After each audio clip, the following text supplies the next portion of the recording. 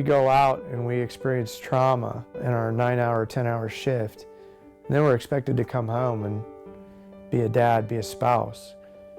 And sometimes that's hard to do when you just pulled a kid out of a car accident that's dead. Post-traumatic stress tears families apart from the bottom to the top. Obviously, you don't realize that it's affecting your family at the time because you're just in this bubble of self-absorption where you're just kind of medicating yourself and trying to numb yourself to everything that's going on. PTSD or trauma in your marriage can crumble it. It can cause lots of issues. It can cause intimacy issues, trust issues. It can cause a distance, disconnection. I think when your law enforcement spouse comes home with stress or PTSD, it does affect a marriage. I didn't always know how to communicate with him. I felt like I was in survival mode for many, many, many years. Just the ups and the downs and confusion, what's going on. Most people in the fire who are married in the fire service shelter their family from what they see every day because that's kind of what we do. Sometimes sharing that stuff with your family so that they understand what you're going through helps them understand why you're kind of being a jerk that day. For us, it wasn't necessarily the trauma that was the direct result of our issues in marriage. It was the emotional walls and the emotional barriers that I put up to keep from being affected by the trauma.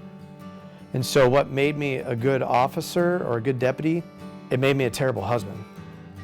Later on in our marriage, we started figuring these things out. I would come home and I would tell her, had a bad day. Or, you know what, I don't want to talk about it right now because I don't want to relive it, or I'm still processing what happened. That was better for her to hear that, and the narrative didn't start in her head. And then I could come back to her later if I wanted to process it. But she didn't pry either. She didn't try to get it out of me.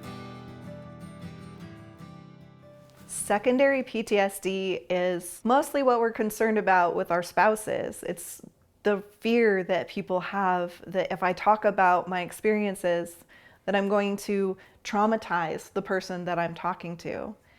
We realized that a lot of what I was doing and portraying and bringing home to my family, my wife was taking full force on because she was trying to deflect it so it wouldn't become an issue with our daughter. And it has now affected her to where now she's now seeing a therapist and getting treatment for what they are calling PTSD. And it is more than likely this secondary PTSD. It is a reflection of what she had to deal with because of me and what I was going through, which wasn't necessarily intentional, but it's still traumatic. And with children, they're naturally self-centered. They think it's about them. Even if you say it's not, they're going to think they did something wrong. And so unless we say, honey, it's not you.